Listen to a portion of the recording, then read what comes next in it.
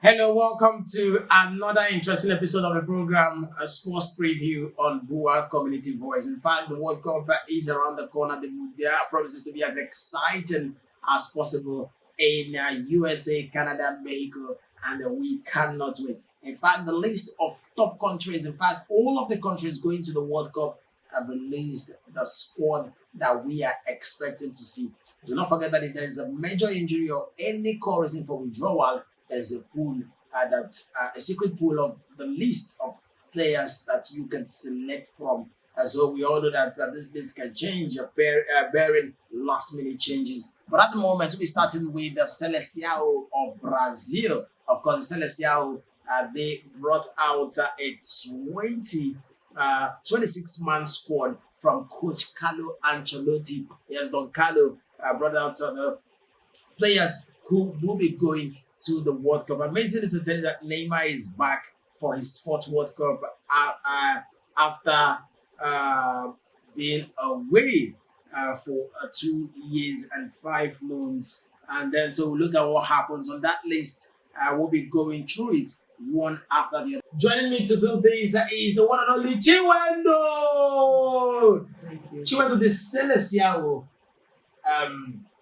In fact, I would always scream it.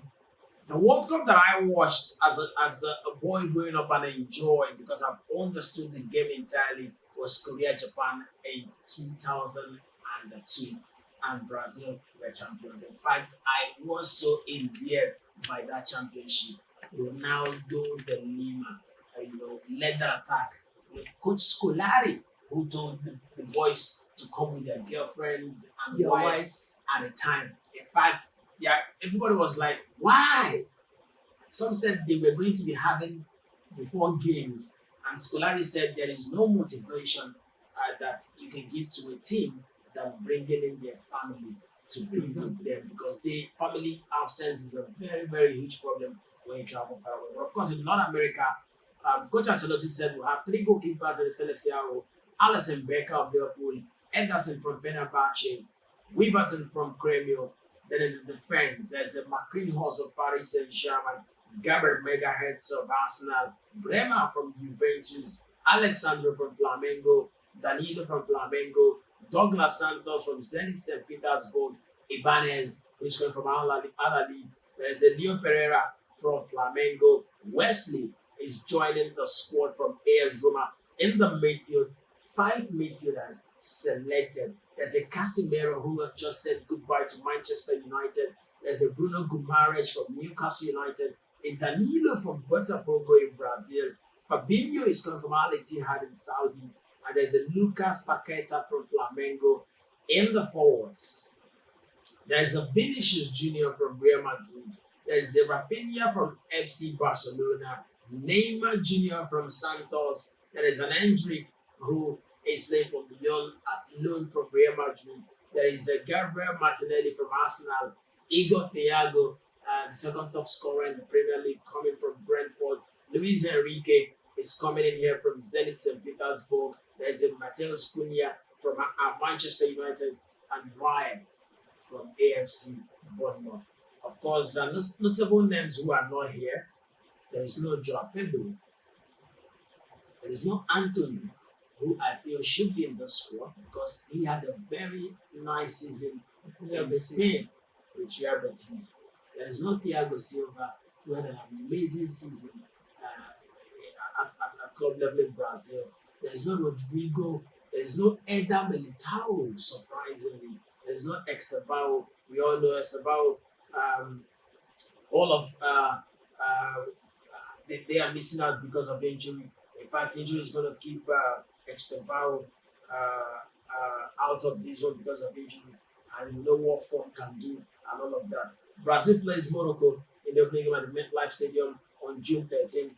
In fact, June 19, they'll take on Haiti at the Lincoln Financial Field in Philly, and on June 24th, they take on Scotland at the Hard Rock Stadium in Miami. I feel like there's no match here that should worry Brazil at the group stage level. I feel like that's the level where you can sample any of those players and prepare for the knockout stages if all things go as planned. Caveat, if everything goes as planned. But now, let's look at this squad. Can this squad win you a World Cup? I think I am It's a a big bit, yes. no, I'm a bit skeptical because I mean, which player do they even have? That's what we are going to talk about. You No, say that there's mean, a lot of star player for Brazil. in this, Right, this is one of the best squad players in this world. I do not trust this squad. To be honest, I saw the list and I'm like, Don Carlo, I trust you enough to know the best. You are an experienced Italian coach, so you know it. No, I mean I'm skeptical because if I look at all that other list of players Let's from other nations, like the likes of Germany, the likes of Spain, the likes of England, the likes of, I mean, France, and look at the list of Brazil. I said no. we must take it step by step. Let's think about an 11 of Alisson, Becker. Alisson Becker for me I'm coming. is not even, he has not really been doing well in the league, the Premier League this season. As he, where is Liverpool? If he was doing well, where is Liverpool? So I think for me, Alisson Becker is not even in form. I want to come in. Let's think about Alisson, Douglas, Santos, Gabriel and Marquinhos partnering, Wesley, Casemiro, Bruno Guimaraes, Vinicius Junior, Neymar, Rafinha, and this team can win games. I'm not saying they cannot win, but you are saying can they win the World Cup? Yes. I do not agree. This squad cannot win. What are the percentage of the squad winning the World Cup? 70%. That's the squad that can win you the World Cup. That's what it is. Because I'm looking at you saying they can win you a World Cup. But it's what if you ask me for Spain, if you ask me for Germany, if you ask me, I'll tell you 90%. No, there can be okay, maybe the percentage could be higher, but of course. but there But can the be as many teams that can win the World Cup. I mean, it's not even names that win you the World Cup, because if you look at the Argentine team that won the World Cup, how many big names were there? Who knew that Enzo Fernandez is that fantastic? You know, when he went to the Argentine World Cup, who was talking about him? I mean, they used young squad that was not really known. I mean, you could see apart from Messi, who again that It was the stars for them. I don't think it was the stars for them. I don't think it's stars for them. At the time, it was the selection headache was there for Lionel Scaloni. He had think it's not options in every single. for me, I feel like it was not a One stars of the for best them. keepers in the world was in his team. Martinez. Now he had one of the best centre backs. One of the best keeper doing what in the Premier League? What has he not done? What has he done? He just won. For example, I'm talking about before they went to the World Cup. he was good enough. He was good, but what did he do in his club? No, see now. He got So the things look at it. You must look at it. as a No, player, must look at you it. are good, He got the and individually, He what got- did you bring to No, the it's, team? it's not judged like that. Igor Thiago is in the blend to the World Cup now because he's the second top scorer in the league. Did Brentford win the league? No. Brentford had a decent season, and he's there. Did Lyon win the French league? Hendrick had a decent season. Brentford is right now, if all things being equal, if they win, if other teams drop, they could be going to European football. Somebody individual. Same applies at that season. Aston Villa were in the Champions League. So what are you saying? Are you expecting to win the league? But all the same, let me drive it back home. I feel like you're trying to be thorough about Brazil. But let's look at the names missing. Should there have been a place for Joao Pedro in this squad? As much as I want to, Maybe Ryan shouldn't be here. I think maybe not Ryan, maybe because ahead of- Ryan is playing from the wings. Ryan is playing Pedro from was the never wings. going to play from that number 9 position with the players in the squad. I mean, why are you going with an Hendrick? Hendrick is 19 years. Why not give that opportunity to Joao Pedro? You need fullness for strength. For strength, are you going to say that Hendrick has more strength than Joao Pedro? At the moment, At the moment, yes, I doubt look that. at it in a World Cup where you could get run down because games come pam like in 3 days. You're going to need doubt you're going that. to need young legs. I feel like that. Hendrick Estevao had a place in the Brazil. I think squad, Hendrick, cemented. the only reason why Hendrick is going to the World Cup is not because he has something to give to the team. Not like he's not a good player, but I feel like it's because the revolution of Endrick came into serious limelight under Carlos Ancelotti at Real Madrid. And I think that is the reason why he's giving him enough. He trusts him enough to say, oh, you know what, at 19 years, I think you can come to the World Cup.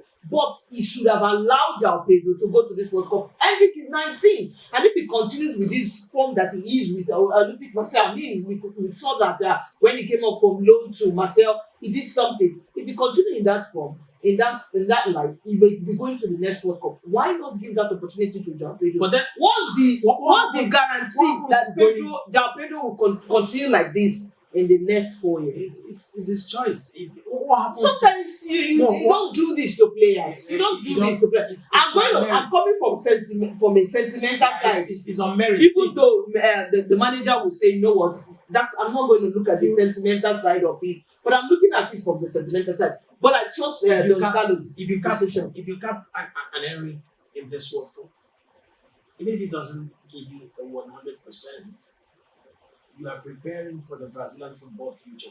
That's how you make selections. That's valid. So let's look but I feel that João Pedro should be in that list ahead of Endrick and Neymar. Neymar, I feel like I must say it on camera. If you are a Carlo Ancelotti and you lose out in the World Cup without Neymar, you face more backlash than when you lose out with Neymar.